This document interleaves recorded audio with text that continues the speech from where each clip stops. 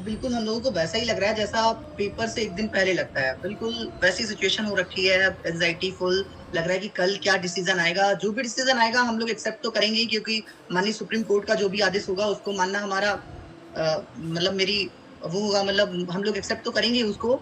लेकिन हाँ, आदेश कहीं न कहीं हमारे फ़ेवर में ही आएगा, क्योंकि अगर वहाँ सारी बातें रिप्रेज़ेंट सही से हो गई तो अपने हक में ही फैसला आएगा, क्योंकि बहुत सारे ऐसे क्वेश्चन्स हैं, आइडल बहुत सारे मतलब ऐसे वो सवाल हैं, हाँ बहुत सारे ऐसे सवाल हैं जिनका आंसर अभी तक एनटीए ने नहीं दिया है कि 24,000 बच्चे जो भरे गए हैं उस टाइम पर वो कौन है?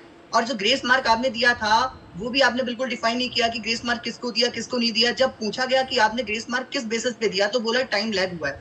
लेकिन जब झज्जर की प्रिंसिपल कहती है कि मेरे यहाँ कोई टाइम लैग हुआ ही नहीं, बल्कि हमने 10 मिनट पहले ही पेपर सबको दे दिया था, टाइम से पेपर स्टार्ट करवा दिया था, फिर भी वहाँ ग्रेस मार्क दिया गया। और ऐसे कितने ही सेंटर और होंगे जिनको अभी तक अपन लोग खोज ही नहीं पाए हैं कि यहाँ-यहाँ भी ग्रेस मार्क दिया गया है। एनटीए ने बताया कि टाइम लैग के हिसाब से दिया, जो कि झज्जर में दिया था, फिर भी वहाँ टाइम लैग नहीं हुआ था।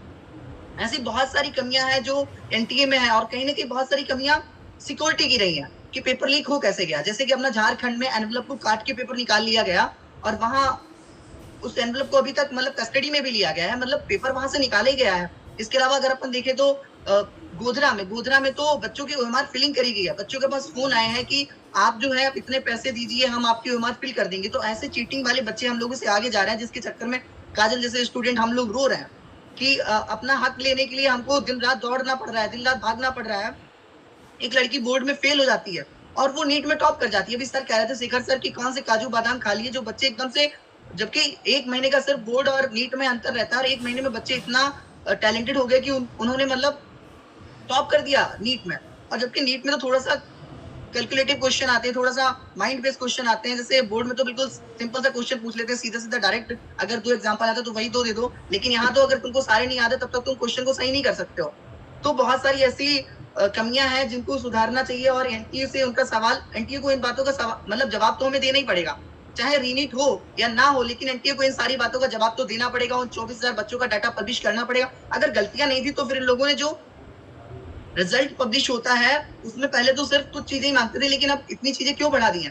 ताकि सब बच्चे जो है उसमें से प्रूफ ढूंढने लग गए थे कि हम मतलब बच्चे प्रूफ ढूंढने लग गए थे कि ऐसा बच्चा भी है जिसके पूरी साल भर सिर्फ मॉक टेस्ट में 200-300 नंबर आए हैं, और यहाँ पे उसके 690 700 पार नंबर आ रहा है।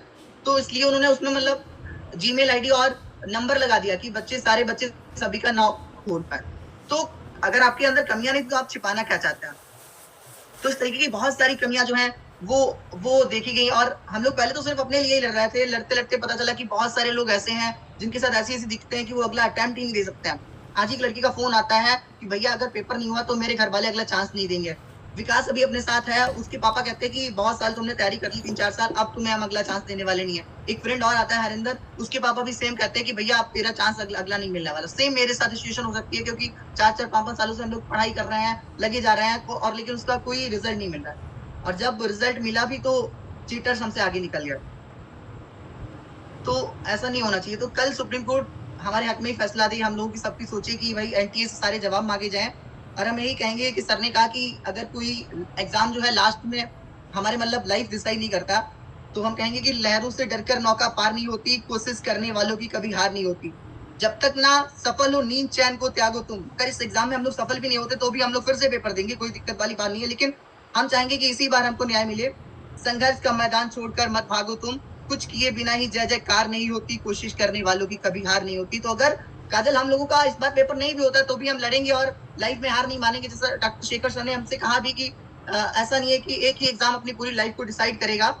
तो हाँ, अगर गलतियां एनटीए से हुई हैं तो वो गलतियां ऐसा तो नहीं हमारी हैं। जैसे काजल कह रही है कि हमको तो अपने ऊपर डाउट होने लग गया, तो हम लोगों को अपने ऊपर डाउट नहीं करना चाहिए, क्योंकि हमने तो पढ़ाई की है, हमने तो अच्छे से एग्जाम दिया है। लेकिन कुछ चीटर्स चीटिंग करके हमसे आगे निकल गया, पैसे दे के उन्होंने अपने लोगों से आगे निकल गया। तो इस चक्कर में हमें अपने आप को तो कोसना नहीं चाहिए, क्योंकि हमने तो मेहनत पूरी करी है। तो बस यही कहना चाहेंगे हम भी। और किसी का कोई भी सवाल मीडिया को हो तो वो लोग हमसे क्वेश्चन पूछ सकते हैं, और कोई बच्चा भी अपना क्वेश्चन रखना चाहे तो रख सकता है। मैं